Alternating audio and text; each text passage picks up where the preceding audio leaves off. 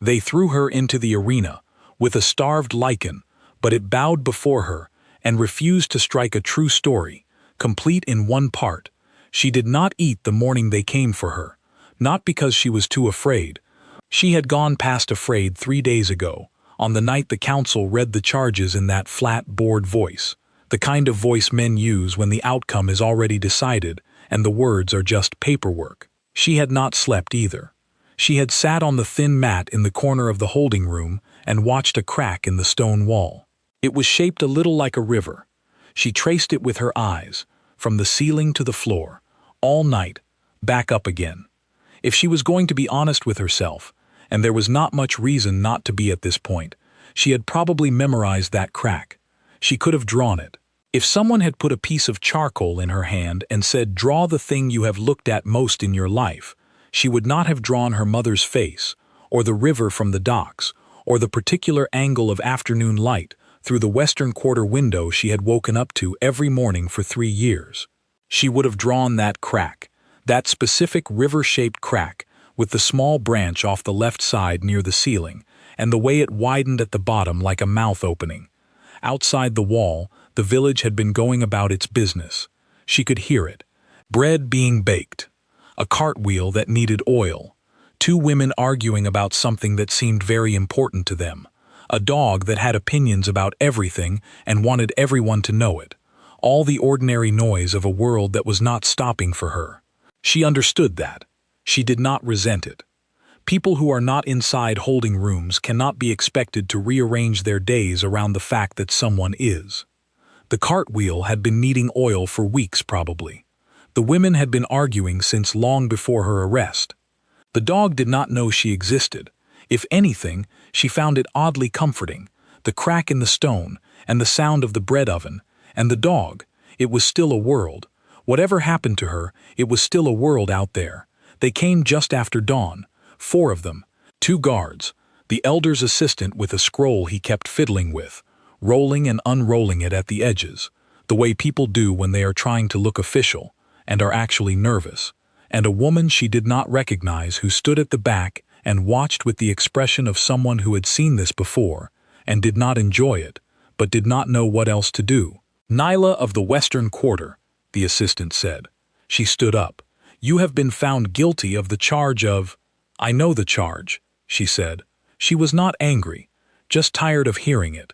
Every time someone said it out loud, it felt like they were carving it into her, and she had run out of places that could still be carved. There is only so much of a person available for carving. She had reached her limit on the 2nd day. The assistant looked at his scroll, then at her, then at his scroll again. He folded it. "The sentence is to be carried out at midday," he said. She nodded. She picked up the small cloth bundle she had been allowed, her mother's coin, smooth from years in a pocket, the wooden figure her brother had made her when she was 7, with a small lopsided head because his carving skills had been enthusiastic rather than precise, and 1 extra pair of socks, because she had not known what else to put in it, and socks had seemed practical at the time. She had no idea what she had been thinking with the socks. She could not now reconstruct the logic, but there they were. She followed them out. The arena was not what people imagined when they heard the word. It was not grand. It was not ancient and stone and full of centuries of history carved into the walls. It was a wide circle of packed earth ringed by a wooden fence, the kind of fence that looked like it had been repaired so many times in so many different ways that the original fence had long since ceased to exist as any coherent thing. Different planks, different woods, different ages of weathering. A fence that was more the idea of a fence than a fence. The stands were wooden benches, some covered by a canopy, some not. The ones under the canopy cost more. The ones in the sun were free, and they were always full. She had been past the arena maybe 100 times in her life. She had never gone inside before today. The smell hit her first. Old blood baked into the earth by years of sun. Something animal underneath that. Iron and musk that was so thick it was almost a texture rather than a smell. Hay that had gone bad somewhere she could not see. And underneath all of it, faint and almost wrong, the smell of bread from the baker's 2 streets over. That smell had no business being here. It was out of place in the way that cheerful things are out of place in rooms where bad things are about to happen. She noticed it sharply. She thought, someone is having a very ordinary morning 2 streets from here.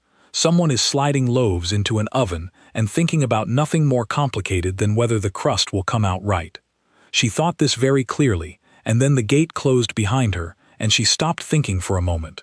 The crowd was already full. She had not expected that. She had not thought there would be this many people, but she looked up at the stands and they were packed, shoulder to shoulder, elbow to elbow, some of them standing at the rail, all of them looking at her. A few hundred faces all aimed in the same direction. She dropped her eyes. There was something on the ground near the fence. A boot buckle, small and dull, half buried in the dust. It must have come loose from someone's shoe. She looked at it. She kept looking at it while the elder's voice rang out from the high platform. The charges again, the sentence again, the formal language of a decision already made being dressed up in the clothing of process, and she listened to his words the way you listen to rain when you are already inside. Present, not touching you. The boot buckle was the kind with a simple pin clasp. Someone had dropped it and not noticed, or noticed and not cared, or noticed and cared and been unable to go back for it because circumstances had moved on. She found herself genuinely curious about which of these was true. What was the story of the person whose boot buckle was now half buried in this dust? What had their morning been? Had they been in the stands for someone else's sentence, years ago, and the buckle had come loose in the bustle of leaving, and they had only noticed 3 streets away and said forget it? Or had they been someone standing exactly where she was now standing? She thought all of this very precisely. The sentence, the elder said, is to face the beast. The crowd stirred. Not loud, not the roaring she had imagined when she used to think idly about the arena, the way children think about distant terrible things, as abstract noise, abstract fury. This was something more complicated, more like a single breath drawn by hundreds of mouths at once, something between excitement and discomfort that nobody wanted to name, least of all themselves. The gate on the far side of the arena was metal, and heavier than the one she had come through. She could see that even from here. She could see the bolts on it, the rust on the bolts, the way the 2 guards who stood beside it were standing with their spears tilted very slightly away from the gate, not toward it. A small thing, probably unconscious, the body making a decision that the mind had not formally announced. But she noticed it. The elder said something else. She did not hear it. She was watching the buckle. They said the Lycan had not been fed in 4 days. She had heard this the night before, through the crack under the door of the holding room. 2 guards talking in low voices, the way people talk when they think they are being quiet and are not. 4 days. The reasoning was simple and ugly. A starved animal is a desperate animal, and a desperate animal does not hesitate, and hesitation makes for a slow show, and a slow show means people in the cheap seats get restless and loud, and the whole thing loses the quality of ceremony that the people running it prefer. She had lain on her mat and absorbed this information the way you absorb rain. It lands on you. It is cold. It does not change where you are standing. What she had not been told, and what nobody seemed to have thought to mention, was that the Lycan had a name. She found this out later, much later. She found out a lot of things later, in the way you find things out after a day, that changes the shape of your life. All the context comes rushing in afterward, because before the day you did not know what to ask, and after it the questions are suddenly obvious. But standing in the arena now, watching that heavy gate, she did not know his name. She did not know he had been taken from the northern ridge 7 years ago, brought down with chains and more men than you would think would be necessary, and still barely enough. She did not know about the 3 handlers he had nearly killed, and the one he had actually killed, and the way the arena master kept him now in a cage, built inside another cage, as a precaution that had seemed excessive until the day it had not seemed excessive at all. She did not know about the scar that ran the length of his left foreleg, how it had gotten there, what it had cost him. She did not know that he had been growling without stopping for 4 days, and it had kept the workers in the adjacent building awake at nights, lying on their pallets staring at their ceilings, and that some of them had requested to be moved to a different building and been told there was no different building. She knew none of this. She just watched the gate. The bolts came back. 1, 2, 3. She heard each one even over the crowd noise. That soft, heavy thunk of metal drawn back through its housing. A small sound, the kind of sound that belongs to maintenance and industry and everyday tasks. Not the sound of something large happening, but each one landed in her chest with the weight of something large. The gate swung open. For a moment, nothing. The crowd leaned forward. She saw it in her peripheral vision, that collective lean, every body tilting the same direction at the same time, like a field of grass in a single wind. The human hunger for what happens next, dressed up as simple watching. She did not lean. She was standing very still. She had gone so still she could feel her own heartbeat in her palms, which she had not known was a thing you could feel. It was not fast. It was just there, present and steady, and completely indifferent to the situation's demands. The Lycan came through the gate. She had seen drawings. She had heard descriptions from people who claimed to have seen one, and probably some of them had. Neither the drawings nor the descriptions had prepared her for the way the torch flames on the far wall pulled back. Not guttered, not went out. Pulled back, like a hand withdrawing from something hot, like even fire had preferences about proximity, and this was not its preferred proximity. He was enormous. The word felt inadequate in her head even as it formed. He moved differently than she had expected, differently than the drawings had suggested. She had expected something lunging, ravenous, covering the distance in a few terrible strides the way hunger moves. Instead, he walked, steady and slow, and with the kind of deliberateness that was almost more frightening than speed would have been. His head was low, his eyes pale, almost white, the kind of pale that had nothing to do with blindness and everything to do with something older than color, were fixed on her. The guard on her left took one step back. She noticed this. She still did not move. The Lycan crossed the arena. He was maybe 20 feet away, maybe 15. The crowd had gone entirely silent. Not the breath silence from earlier. Actual silence. The kind that has weight to it, that presses on your ears and makes you very aware of your own aliveness in the specific way that silence does, when it is complete and unexpected. 10 feet. He stopped. Just stopped. Mid-stride, one paw still lifted, then placed down with precision. Stopped. She could see him clearly now. The depth of the hollows under his ribs from 4 days without food. The dried blood on one of his paws, old and cracked, somebody else's from some previous occasion. The way his chest moved, in, out, slow and measured, unhurried in a way that seemed deliberate, almost pointed. The scar on his left foreleg, long and pale against the darker fur. He looked at her. She looked back. She had no plan. She wanted to be clear about this, at least to herself, in this moment that felt like it required honesty. She had no training, no special knowledge, no inherited gift that anyone had told her about. She was not a tamer or a caller or anything else with a name that people recognized. She was a 26-year-old woman who had been convicted of a crime she had not committed, and she was standing in the dirt with her hands at her sides and a small cloth bundle on the ground behind her, and she was looking at an enormous starved Lycan who had killed a man, and the man had presumably deserved less of what had happened to him than she did. She was looking at him, he was looking at her, and then he smelled her. She saw it happen.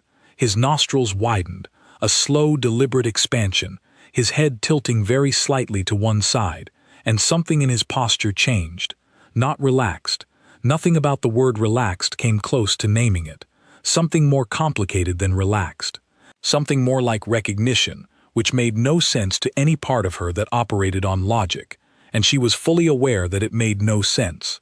And yet there it was, sitting in the air between them, making no apologies for its own existence. The crowd was so quiet she could hear her own breathing. She thought, for a completely irrational half-second, about the boot buckle. She thought, someone dropped that and does not know it is here. The Lycan lowered his head, not a little, all the way, head down, chest following, front legs folding, not falling, not collapsing into exhaustion, but going down with the same deliberateness he had used to cross the arena. A controlled and intentional descent. He went down until his chin touched the dust of the arena floor, and his body was low, and his eyes, still pale and still open, were looking up at her from below. The crowd made a sound. She did not hear it. There was a sound in her own chest, not her heartbeat, something behind her heartbeat, something she had never heard before and had no name for, and would spend years afterward trying to describe to people and failing, because all the language available for the thing either made it too mystical or too small, and it was neither. It was not spiritual, or at least she did not think of it that way later. It was more like a door she had not known was there, opening inside a room she had thought she knew all the corners of. More like a correction to a long-held misunderstanding, though she could not have said what the misunderstanding had been or what exactly was being corrected. She stood very still. The Lycan did not move. She had the clear and absolute and completely unverifiable sense that he was waiting for her. Not in the way a trained animal waits for a command. She had been around trained animals. She knew what that looked like, the coiled readiness, the focus trained outward for the next instruction. This was different. He was waiting the way that a very old thing waits, without impatience, without demand, with the patience of something that has learned that most things take longer than they should and has made its accommodation with this. She took one step toward him. The crowd, she heard this. She could not help but hear this. The sound the crowd made was not excitement. It was something more involuntary than excitement. It was the sound of several hundred people who had come expecting to see one thing and were now looking at something they did not have words for, and the human response to the wordless is a sound that sits somewhere between awe and unease. She took another step. She stopped beside him, close enough to touch. She could feel the heat off him, which surprised her. She had not thought about him being warm, but he was, running hot, the way large animals do, a warmth that was particular and alive, and she could feel it on her hand even before she reached out. She reached out. Her hand was shaking. She noticed this without embarrassment. It was a reasonable response to the situation. She was not going to judge herself for it. She placed her hand on the side of his lowered head. The Lycan exhaled, long and slow, through his nose, into the dust of the arena floor. His body, which had been so tightly coiled even in its stillness, she had not realized how coiled until she felt it go somewhere else, not limp, just settled, like a knot that has been worked at for a long time, patiently and without announcement, and then very suddenly lets go. The crowd erupted. She did not move for a long time. She kept her hand where it was. The wood of the arena fence was bright in the sun behind her. The bread smell from 2 streets over came through on the air. The crowd noise broke over her like waves break over a stone, reaching her, touching her, running off without purchase. She was not thinking anything important. She was thinking about the warmth under her hand. She was thinking he is alive and he is here, and he is choosing this, whatever this is. He walked into an arena starved and went down into the dust, and that was a choice. Whatever it was inside him that makes choices. She was thinking, nobody in those stands understands what just happened, including me. On the high platform the elder had stood up. She did not see this. Someone told her later, when the telling of it had already started to take on the quality of things people tell because they were there and they know it matters. He had stood up from his chair, the chair that was carved with the seal of the council, the chair that was older than most of the buildings in the village and heavier than it needed to be, designed to look like authority, and he had stood up and he had not sat back down for a very long time. The 2 men on either side of him had exchanged a look. The look did not have words in it. It did not need them. It was the kind of look that passes between people who have done a thing together, a thing that seemed clean at the time and cannot be undone, and who are only now beginning to understand the full weight of what they built and what they have now been standing on top of. One of them reached for his goblet and then stopped, hand resting on the table beside it, not picking it up. The other one's mouth was open. She found all this out later. She found out a lot of things later. That was the nature of that day. It gave her the event first and the context second, and she spent a long time learning to hold both at once. What happened in the arena that day was simple, if you stripped away everything complicated about it. A woman had been thrown in to be killed. She had not been killed. The creature that was supposed to kill her had instead put its head down in the dust and waited. Those were the facts. They were short and plain and undecorated. They did not take long to say. The argument about what those facts meant, however, went on for years.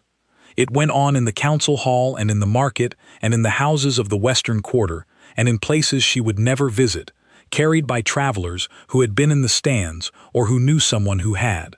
It went on in the formal language of records and the informal language of people talking at the end of a long day, trying to make sense of a thing that did not resolve into any of the shapes that sense usually takes. She stayed out of most of these arguments, not from cowardice.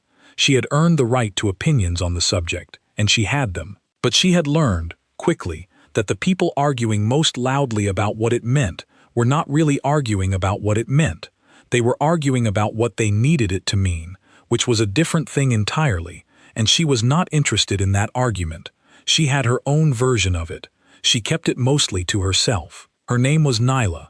She had grown up in the Western Quarter, which was the part of the village nearest the river and furthest from the market, which meant it flooded twice a year and smelled of fish most of the summer, and the rent was cheap enough that the people who lived there mostly stayed, because cheap rent has a way of becoming a kind of permanence that you did not exactly choose but do not exactly resist. Her father had been a boatman, the kind who knows the river by feel more than by sight, who can read current the way some people read faces. Her mother had been a mender, the kind who fixed things, cloth and leather, and sometimes wood, whatever needed fixing, with the patient and unsentimental competence of someone who has decided that broken things deserve attention, and that attention is what she has to give. They had been ordinary people in the most complete sense of the word. They had not had visions. They had not carried bloodlines that meant anything to anyone who kept track of such things. They had made bread on Sundays and argued about small money on Thursdays, and her mother had sung under her breath while she worked, always the same 3 songs, never in the correct order, and her father had fallen asleep in his chair every evening with such clockwork reliability that it had become one of the fixed points of the household, as dependable as the river rising in spring. She had loved them both very much, past tense.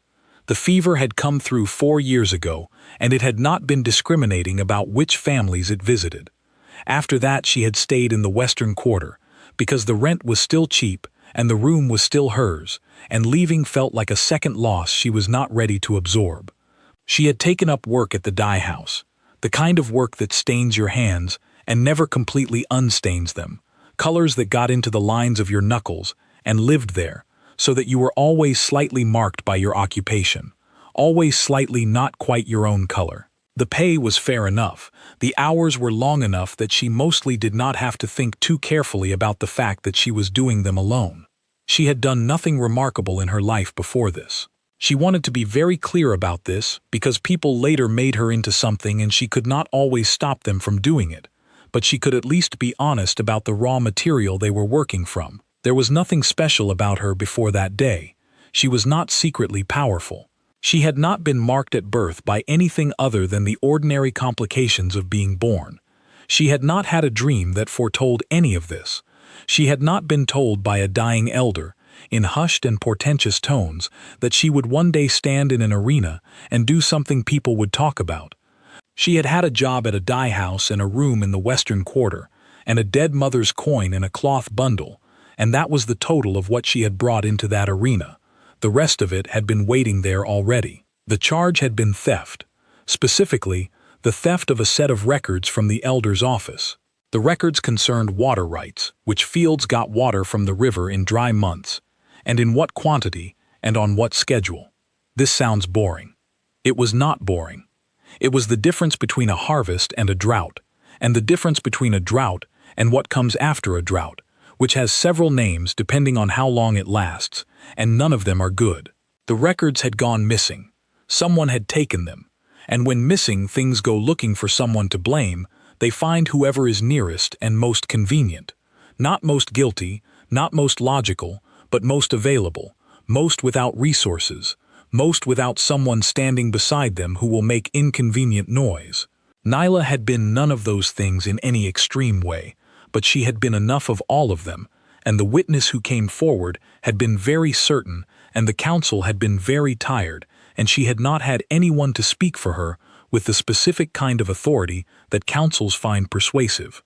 She had not taken the records. She knew who had. She had known for a week before the arrest. She had seen something she was not supposed to see, a transaction that made no sense until it made too much sense, and once it made sense, she could not unmake the understanding.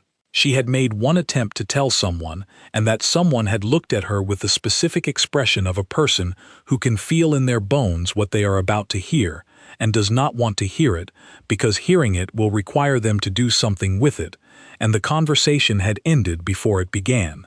She had understood, in that moment, that knowing the truth and being able to do anything with the truth were two entirely different possessions, and she only had one of them. So she had gone to the arena. His name, she learned, was something in the old tongue that did not translate cleanly into the common speech, a word that carried multiple meanings simultaneously and lost most of them in translation, the way certain things do. The closest rendering most people agreed on was something like the one that endures, or the one that remains. There was a third translation that a scholar she met later preferred, which was something closer to the one that was not finished with, and she had liked that one, though she had not said so to the scholar because she had not wanted to get into explaining why. The handlers who had worked with him over the years, a smaller number than you might expect, given the turnover, had simply called him Ron. Not a name exactly, just the first syllable of the longer word, detached and simplified the way people simplify things they use every day. But it had stuck in the way shortened things stick when people say them often enough that the longer version begins to feel excessive. She called him Ron because everyone else did, and because it would have felt strange and presumptuous to invent something new for something so old. He was 7 years in captivity. Before that, the records were incomplete in the way that records about things people were not paying close attention to are always incomplete. The arena master estimated somewhere between 40 and 80 years on the ridge, based on his size and certain marks on his bones that a healer had documented once, carefully, when he was sedated for treatment after an injury. 40 to 80 years. The spread of that estimate said more about the limits of human knowledge than it said about him. It said, "We did not watch, and now we are guessing." She thought about that number for a long time.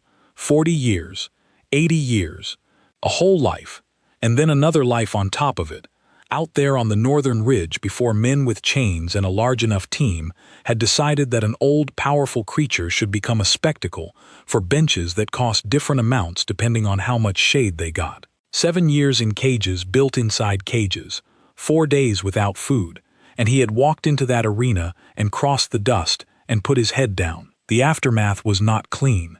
She had not expected it to be.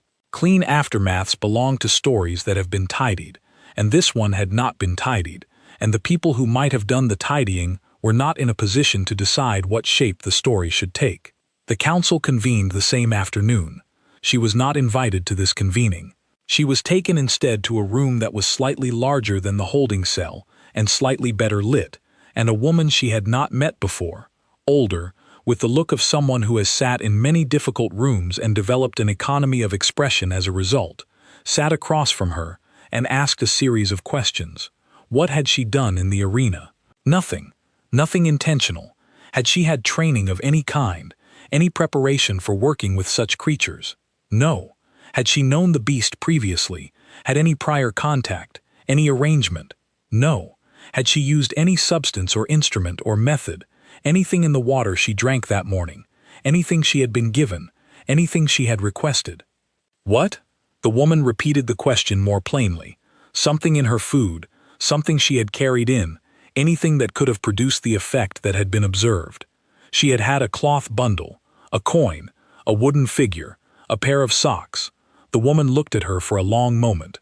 Then she wrote something down in her record book. "The council is deliberating," she said, "about what to do with you." "They already decided what to do with me," Nyla said. "They put me in an arena." The woman's expression did something small and brief. It might have been the beginning of a smile, that she had enough discipline to prevent from becoming one.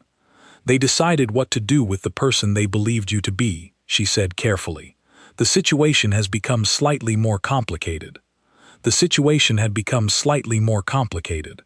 Nyla sat with that phrase. Outside the window, a real window, this room had a window that faced west. She could hear the village settling into evening. The cart with the bad wheel, still ungreased after all of this. The dog, still opinionated. The bread smell had faded, as bread smells do when the ovens go cold. Someone had had a very ordinary day. She was glad of that. The deliberations took 3 days. She was kept in the better-lit room. She was brought food, which she ate, because she had not eaten in a day, and her body was not interested in making symbolic gestures. She was not told anything useful. She looked out the window at the same cart going back and forth on its rounds, the same wheel making its unoiled complaint, and she thought about various things and tried not to think about various other things. She thought about her mother singing under her breath, always the same 3 songs, never in the right order. Her mother had not known she was doing it, most of the time. It was unconscious, the way some people tap their feet. You would only notice if you were paying attention in a particular way. She thought about the weight of a head, his head, under her hand, that specific heaviness, the heat of it. She thought about the boot buckle, which was probably still in the arena dust. She hoped nobody had cleaned the arena yet. She had no idea why this mattered to her, but it did. The way small things matter when larger things are out of your control. On the 3rd day, the woman came back. "The charges have been dropped," she said. "There will be an inquiry into how the charges came about in the first place." Nyla nodded. "There is also," the woman said, "the matter of Ron." She looked up. "The arena master's position is that the animal is unpredictable and the situation changes nothing operationally." The woman's voice stayed flat, which Nyla had come to understand was not coldness but precision. "The council's position is more complicated. There are those who say what happened in the arena was, they use different words, evidence, sign, anomaly, incident." A small pause. "There are those who say that if the Lycan refused to act, the sentence was not carried out, and if the sentence was not carried out, the question of what happens next is—" "I'm not asking for custody of anything," Nyla said. "No," the woman agreed, "but you may be asked." She went back to the western quarter. She went back to her room, and she hung her coat on the peg by the door, and she put the cloth bundle on the table, and she sat in the chair by the window for a very long time. The light changed. She did not light a candle. She sat in the darkening room and listened to the evening sounds of the quarter. A child being called in, food smells from somewhere close, the river making its low, constant sound that she had stopped consciously hearing years ago and only noticed now in the absence of everything else. The dye house had given her position to someone else while she was in the holding room. She had expected this. She had no hard feelings about it. The dye house could not hold a position open for a woman accused of theft with no clear return date. She understood the math. She needed work. She would find work. The Western Quarter was not a place where you did not find work, and she was not a person who did not know how to look for it. She sat in the chair. She thought about the weight of his head. She thought he had been in a cage for 7 years and walked into an arena and gone down into the dust in front of a stranger and done this without hesitation, not the hesitation of something afraid and not the hesitation of something deciding. No hesitation at all, the way you do not hesitate at something that is simply, plainly true. She was going to have to figure out what she was going to do with that. The boy from the arena came to find her 2 weeks later. He was young, 12, maybe 13, the age where you are not sure if someone is young for their competence or old for their age. And he worked in the lower end of the arena complex, doing the kind of work that gets given to people who are either too new or too small to be trusted with the kind of work that requires seniority or size. He stood in her doorway and looked at his shoes and said that Ron had not eaten since the day of. And here he stopped and seemed to reconsider several possible words and then said, "Since that day." She said, "Since the day of the arena." He said, "Yes." She said, "How long?" He said, 2 weeks. 2 weeks on top of the 4 days before. 18 days. Her body did a quiet calculation and came back with a number that sat wrong in her stomach. He's not dying," the boy said quickly, like he had anticipated the question and had been carrying the answer ready. They say he's stable. He doesn't have the look yet, the real bad look. But he's not eating, and he won't let anyone near him. He wasn't much for letting people near him before. Now it's worse. He shifted his weight from one foot to the other. Geva said to come find you. Who's Geva? The woman who came to talk to you after. She runs the council's house of records. He looked up briefly, then back at his shoes. She said you should come. She said the arena master isn't going to wait much longer before he decides the animal is a liability and acts accordingly. Nyla looked at the window. It was a gray morning with the particular quality of gray that promises rain and then declines to provide it. The cart went by. The wheel still needed oil. 2 weeks and nobody had fixed it. Tell her I'll come, she said. She did not know what she was doing when she went back. She wanted to be honest about this, at least to herself, because honesty with herself was the thing she had decided was non-negotiable after the arrest, and she was still holding to it. She did not have a plan. She had not developed a theory about what had happened in the arena, or what it meant, or what she was supposed to do with it. She was not a healer, or a tamer, or a person with credentials for any of this. She was a woman who had once stood in the dirt and not run, and that seemed to be the credential the situation was requesting, and she did not know what to do with that except show up. So she showed up. The boy led her through 2 corridors that smelled worse than the arena in ways she chose not to analyze, to a door with 3 locks. He undid all 3 locks with the practiced speed of someone who does this several times a day and stood back. I'll wait here, he said. She went in. The cage was large. She had not expected that. The inner cage where he was held was genuinely large, the size of a room, and the outer structure around it was stone, and there was clean hay that had not been touched, and water in a trough, and meat in a wooden container that was also untouched, recent enough that she could tell it had been placed that morning. Ron was in the far corner. He was lying on his side. His eyes were open. He was watching the door. She stood at the inner cage door for a moment. Then she went in and sat down on the floor a few feet away from him. She did not say anything. She did not have anything particular to say. She sat. He watched her. The quiet between them was not uncomfortable. She noticed this. She had been in many uncomfortable quiets in her life. The quiet after her parents died. The quiet of the holding room. The particular awful quiet of the council chamber when the verdict was read. And this was not any of those. This was a different kind. She could not quite name it, except to say that it felt honest. The same way certain silences between people who have been through something together feel honest. Neither of them was pretending. After a while she said, "You should eat." He did not react to this. He was still watching her with those pale eyes. "I know," she said, "that I don't have standing to tell you that. I know I'm nobody to you, or at least nothing that has a name I know." She looked at her hands. The dye had been fading, 2 weeks without the work, and her skin was starting to come back to something closer to its own color, the colors of her knuckles returning to what they were supposed to be. "But you've been in this place a long time, and it seems like it would be better to be in it with food than without it." The pale eyes watched her. "I can't get you out," she said. "I want to be honest about that.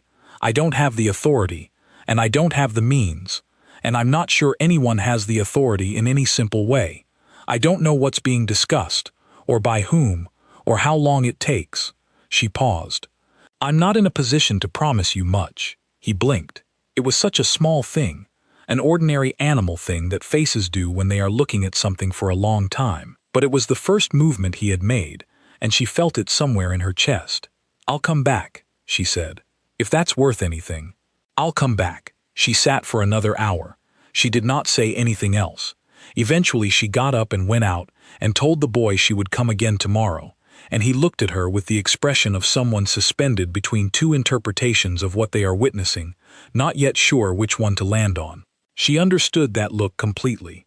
She was not sure which one to land on either. He ate the next day. She was not there when it happened. The boy sent her a note.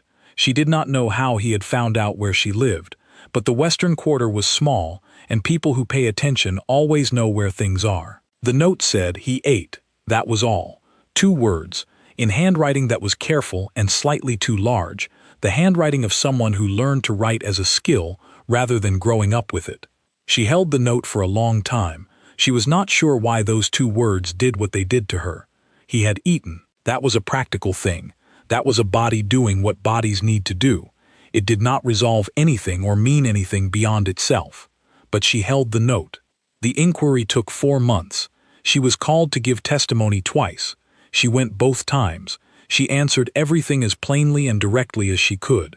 She named the person who had taken the records on the first day she was called, and she described what she had seen, and when she had seen it, and what it had meant when she put it together, and she described the moment she had tried to tell someone and the expression on that someone's face, and what that expression had communicated.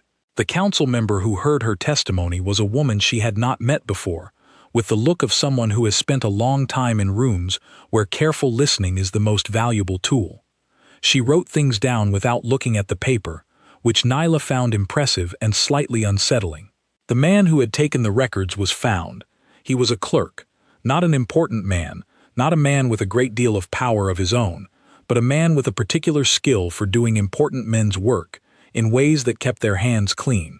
He had been paid by 2 landholders who had more fields than they had water rights, and who had found it easier to make records disappear than to negotiate for what they wanted through the channels that existed for negotiating. They were more important than the clerk, which meant the process of finding them took longer and involved more paperwork. Nyla was formally cleared on a Tuesday morning in late autumn. She walked home through weather that had not decided what it wanted to do.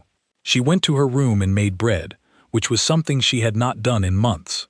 The arrest had interrupted a Sunday, and she had not gotten back to it. The smell filled the room, and she stood at the window while it baked and watched the cart go by on its regular round. The wheel was silent. Someone had finally oiled it. She did not know why that made something move through her, but it did, briefly and without explanation, and then the bread was done and she took it out of the oven. She went to see Ron every day for 6 months, not because anyone had asked her to, or given her a title or a wage for it, or established through any official process that this was a thing she should be doing. She went because she had said she would, and because she was constitutionally unable to say things she would not do. People who grow up with limited resources learn early that their word is one of the few things that belongs entirely to them, and she had kept that lesson. She sat with him. She talked sometimes about what she had seen that day, about something the boy had told her about the other animals in the complex, about the weather and the market and the small events of the Western Quarter. She was quiet sometimes. She brought things from the market, a piece of smooth river stone that she thought he might find interesting to smell, a branch cut from a plant with a sharp green scent that she had read was native to the northern ridge, thinking it might be familiar, a small carved wooden disc she had bought on an impulse from a stall because something about it had seemed like his. He moved the carved disc with his nose once, on the 3rd day she brought it, and placed it in a specific position near the wall. She watched him do this with the close attention of someone watching something be decided. She kept going. What she could not explain to people who asked, and people asked, more than she expected, because the story had gotten out in the way that remarkable things get out, was what it felt like to sit in that room. It was not comfortable. The floor was stone and hard. The smell was animal in a way that took weeks to stop noticing and then simply became part of the place. The light was never quite enough. The guards who let her in had gone from suspicious to neutral to something that was almost routine, which she counted as a small victory. It was not comfortable, but it was, she tried different words, not peaceful, not healing in any clean sense, not revelatory on a daily basis, more like honest, like a place where neither of them was asked to be anything other than what they were. He was what he was. She was what she was. They had both been in that arena on the same morning and come out the other side of it, and that was a thing they had in common that nobody else in the world had, and she had found, over the months, that this was a sufficient basis for a thing that she did not have a word for, but showed up for every day. Gava was the one who told her about the ridge. There was a movement. It had been quiet for years and was becoming less quiet, of people who believed that certain creatures that had been taken from their territories should be returned to them. The ridge was still there. Most of the territory was still as it had been. It was a long process, complicated by questions of authority and jurisdiction and the competing interests of people who used the territory in various ways and were not uniformly enthusiastic about sharing it.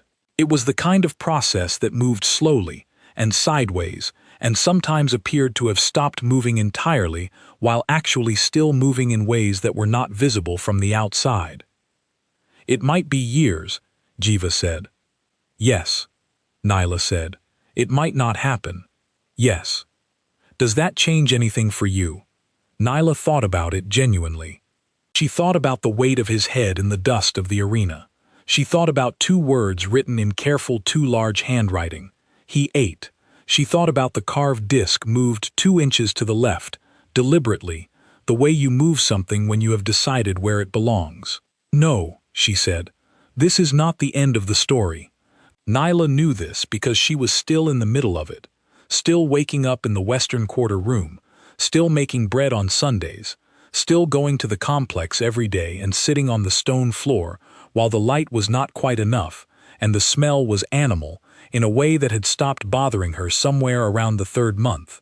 The end, if it came, and she believed it would, she had decided as a deliberate and considered choice to believe it would, was somewhere ahead. The ridge, the return, the particular kind of silence that belongs to open country at dawn, the kind you can only know if you have been in closed rooms long enough to understand the difference. She was working toward it, with Geva, who knew how councils moved, and moved with them, with the boy, who was 15 now and had started keeping his own records, careful records, the kind that would matter when the time came for things to be documented. With a small group of people in the village who had decided this was the thing they were going to spend the next portion of their lives doing, not because it was easy or fast or guaranteed, but because it was right, and right things done slowly are still right things. She did not think of herself as special for being part of it. She thought of herself as a woman who had stood in the dirt and not run. Everything else had grown from that. It was still growing. There is one more thing. On the morning she was told the charges were cleared, she walked back from the council building through the village. It was early, the market still setting up, people arranging their stalls with the brisk, purposeful movements of people who do the same thing every morning and have made their peace with it. The baker 2 streets from the arena was taking his first loaves out. She could smell it, that same smell that had drifted into the arena on the worst morning of her life and had meant, the world is still going, the world is still going. She walked past the arena. She did not go in. She stood at the fence for a moment and looked at the gate on the far side, the heavy metal one with the rust on the bolts. She could see it from here. It looked smaller than she remembered. She put her hand in her pocket. The boot buckle was there. She had been carrying it for months without entirely deciding to. It had gone into her pocket on the morning she went back to the arena, and the boy had led her through the corridors, and she had picked it up from the dust without fully planning to, and put it in her pocket, and it had stayed there. She held it for a moment. The metal was warm from her body. Then she put it back. She walked home through the ordinary morning. The market stalls were almost all up now. The baker was carrying a second tray out. A child was sitting on a wall eating something with the focused satisfaction of a child who has gotten away with something. She went home. She made bread. She went to see Ron. She sat on the floor. The light was not quite enough. The carved disc was in its place near the wall, where he had put it 3 months ago and where it had remained, because neither of them had seen a reason to move it. He moved it 2 inches to the left. She watched him do it, deliberately, precisely, with the tip of his nose. 2 inches exactly. She did not know what it meant.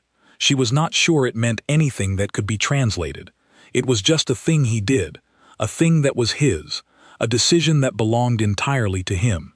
The light came in at its insufficient angle. Outside, somewhere, the cart went by in silence. She kept going. Scene,